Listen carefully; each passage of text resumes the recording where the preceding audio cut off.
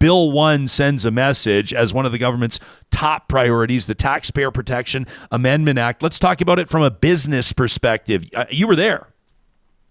Yeah, I was really fortunate to be asked by the Premier and Minister Horner to join them in the announcement. So really, putting surety into all Albertans that our taxes aren't going to be raised unless Alberta says they want them raised.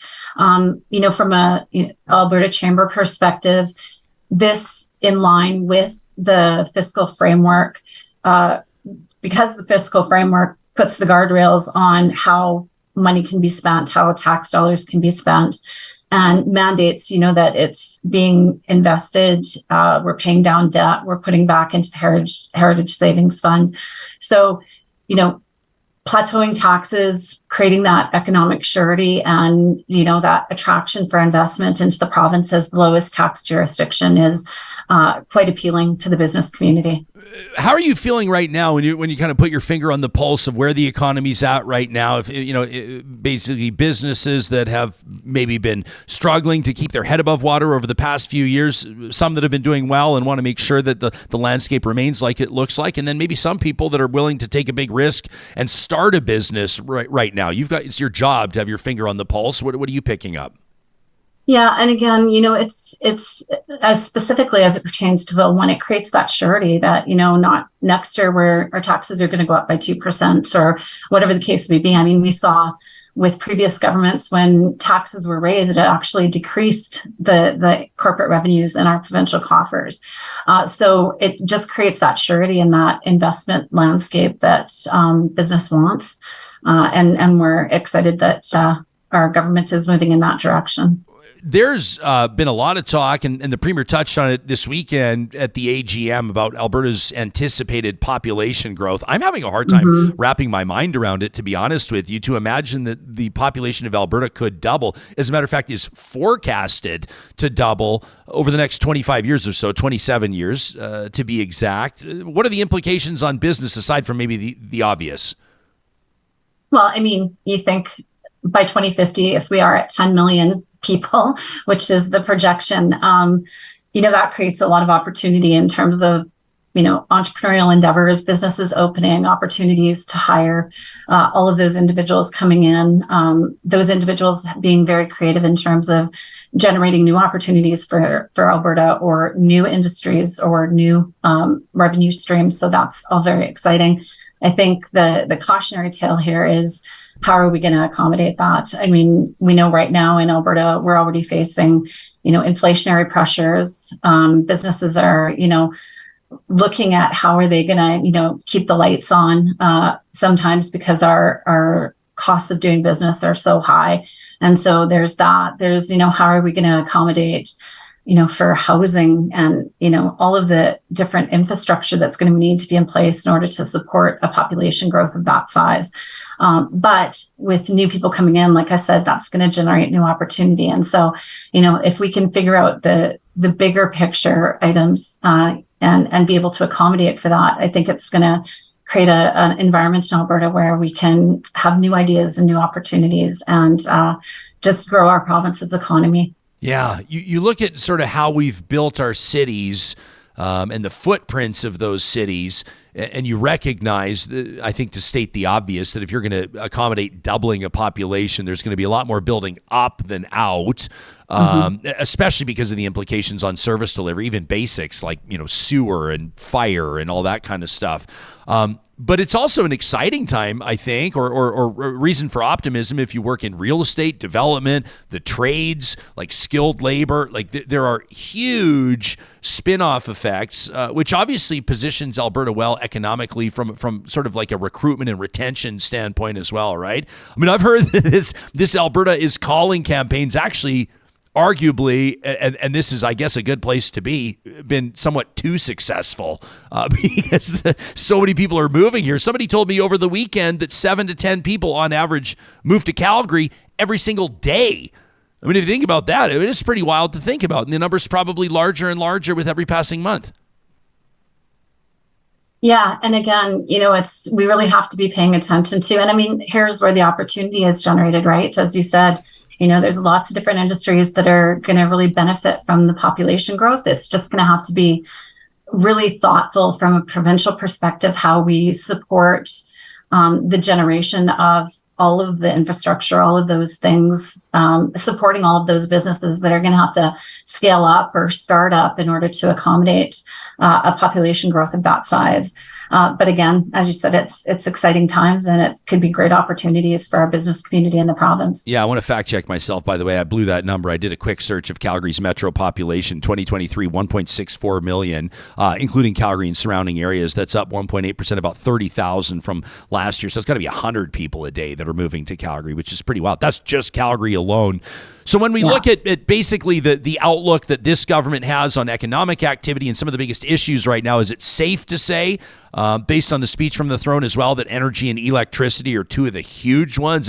It's what the average civilian's talking about right now too, with prices and grid security and all that kind of stuff. Yeah, of course it is. I mean, when I talked earlier about inflationary pressures, one of the hardest hit services is, of course, electricity for businesses. And, we're hearing stories about businesses where their electricity costs are actually lapsing their lease costs. So they're paying more for electricity than they're paying for their lease. Like, we've never seen that before in the history of Alberta. I think positively that, I've heard the Premier speak a couple times in the last few weeks. They have really mandated the minister to take a look at providing a framework going forward for how we are going to rein in these costs, because it's just completely unsustainable for our business community and for the Alberta population at large. And so what is that in terms of the regulatory environment, infrastructure? How are we going to be supporting a really reliable grid as well? And of course, we know that in our province, that means we need to use natural gas. And so that leads into other challenges with the feds in terms of what they're doing with the carbon pricing, and how do we create a level playing field in Alberta so that we can really have affordable, reliable electricity. And I'm excited that provincially, we know we have a government that's been mandated to take a look at how are we going to do that? How are we going to make it affordable for Albertans? And they seem to be really genuinely invested in doing that. So that's very positive. I don't know how political you want to get on this, Shauna, but I can't help myself. I have to ask you. It was an inflammatory comment made by a cabinet minister last week. We talked on the show about the heating oil break that Atlantic Canadians are getting, and obviously we talked to the Premier about it here in studio last week on Wednesday as well. No break for prairie dwelling Canadians that are utilizing natural gas, and basically Rural Economic Development Minister Goody Hutchings on CTV's Question Period a week ago says, well, Atlantic Caucus, in other words, the Liberal MPs from Atlantic Canada, were vocal with what they've heard from their constituents. Talking about the prairies, quote, perhaps they need to elect more Liberals on the prairies so that we can have that conversation as well. It's like, wow, that's not exactly governing for all. It at least doesn't give off that vibe. But in your role as president and CEO of the Alberta Chambers, what are your thoughts on that comment? Well, I guess let's look at the bright side. At least the elephant is in the room. It's been named now. I mean, we've been alluding to that for, several years, the fact that Alberta is not getting treated equally.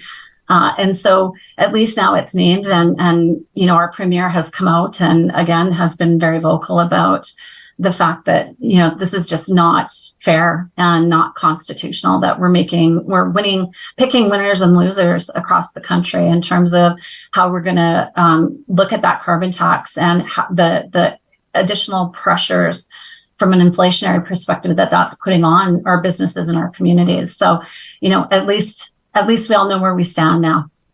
Shauna, people that are not yet members, business owners, operators that are not yet members of the Alberta Chambers of Commerce can check out what you do, what your team does at abchamber.ca. We'll obviously link to that in the show notes as well in the podcast and on YouTube. But tell me what's going on coming up on November 9th this week. You've got the deputy ministers of all the ministries at a dinner. I should note, not to disappoint people, but I understand it's already sold out. But what's going on with that's a big deal to get them all out at one event. What's happening?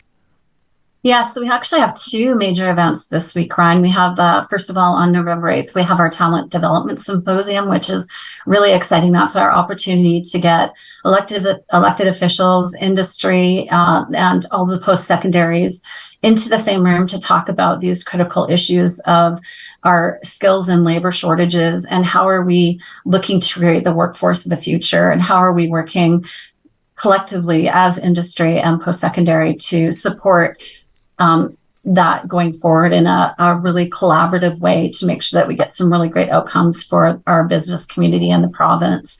And then on November 9th, the next day, as you said, we have our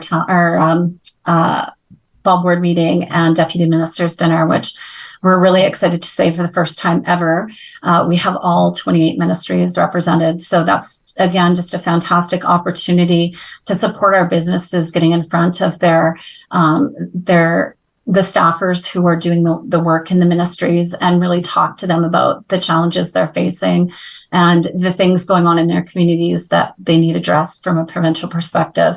And to your point, again, we're really excited that that's sold out. And in addition to that, with our Talent Development Symposium, we also have right now out in the field our Skills and Labor Market survey. It's running till November 17th. So what that is we're just trying to collect in real time the data that we need to support some of that strategy in terms of developing that workforce for the province today and going forward. So got lots of things going on this week. Great stuff. Shauna Feth is the president and CEO of the Alberta Chambers of Commerce. You can learn more about their priorities, programs and initiative, news and events, and everything else, ways you can get involved by checking out abchamber.ca.